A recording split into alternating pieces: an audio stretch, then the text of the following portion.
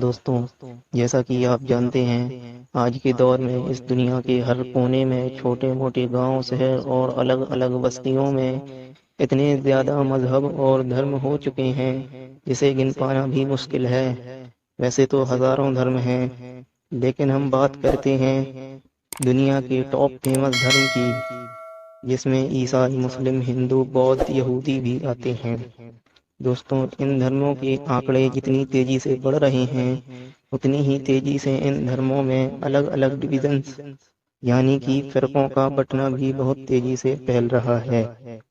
اگر ہم بات کریں دنیا کے سب سے بڑے دھرم کرسچن دھرم کی، تو اس میں بھی کافی فرقے ہیں، لیکن ہم کرسچن کے 3 سب سے بڑے فرقوں کی بات کرتے ہیں کہ آخر یہ ایتہاسک طور پر خود ایک دوسرے کے جانی دشمن کیوں ہیں۔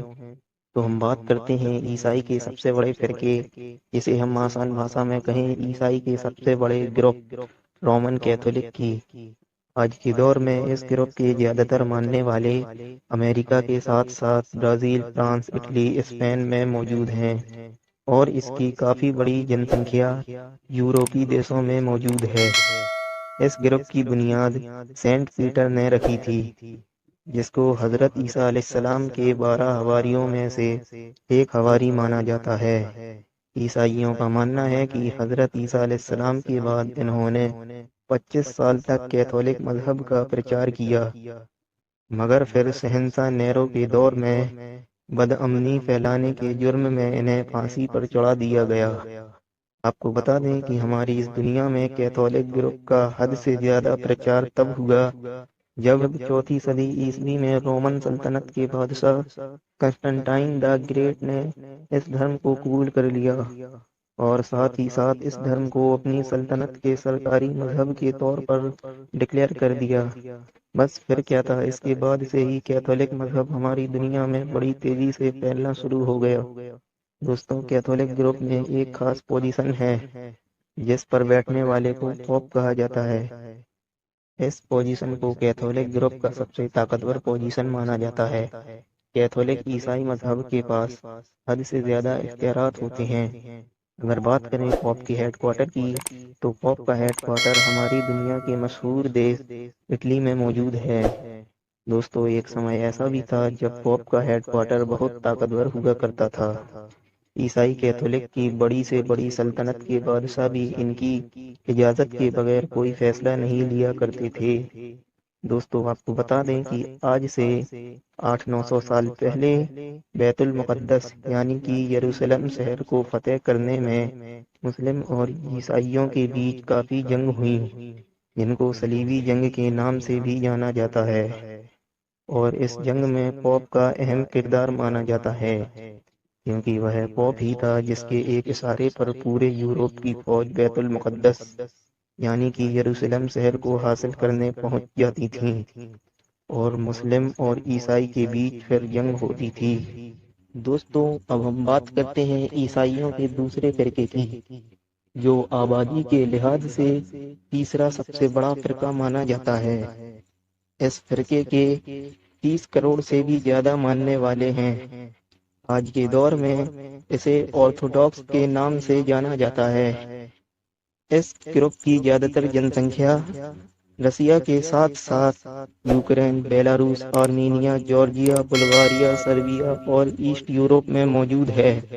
اہم بات یہ ہے کہ کیتھولک لوگوں کی طرح آرتھوڈاکس کو ماننے والے لوگ پوپ کو اپنا لیڈر نہیں مانتے ہیں، نہ ہی ان کو فالو کرتے ہیں، بلکہ ان کے مطابق عیسائی کے جو بائبل میں بنیادی قانون ہیں وہی ان کے لیے کافی ہیں۔ وہ بائبل میں لکھی ہوئی چیزوں کا احترام کرتے ہیں، اور بائبل میں جو شریعہ قانون ہیں انہی کو فالو کرتے ہیں، اور اسی شریعہ قانون کے مطابق اپنی زندگی بتاتے ہیں۔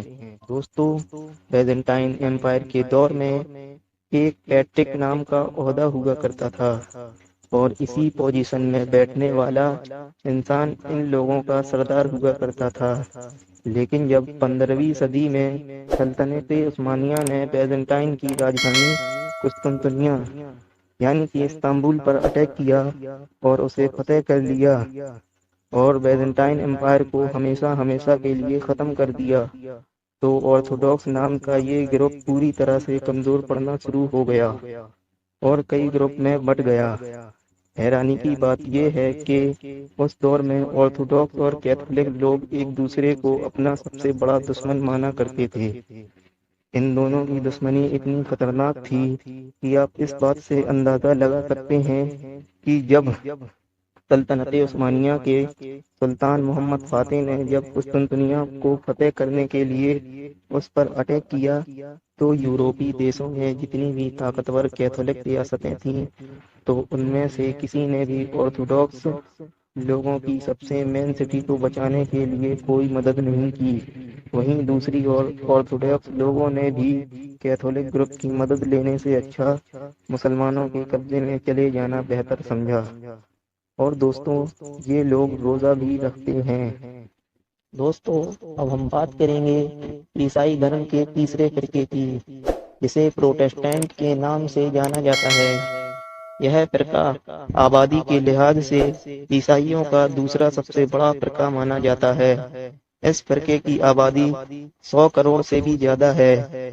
اس گروپ کی بنیاد 16ویں صدی میں مارٹن لوتھر نامی جرمن ٹیچر نے رکھی تھی۔ مارٹن لوتھر کا ماننا تھا کہ عیسائی دھرم گمراہی کی طرف بڑھ رہا ہے اور اس میں سدھار لانے کا وقت آ گیا۔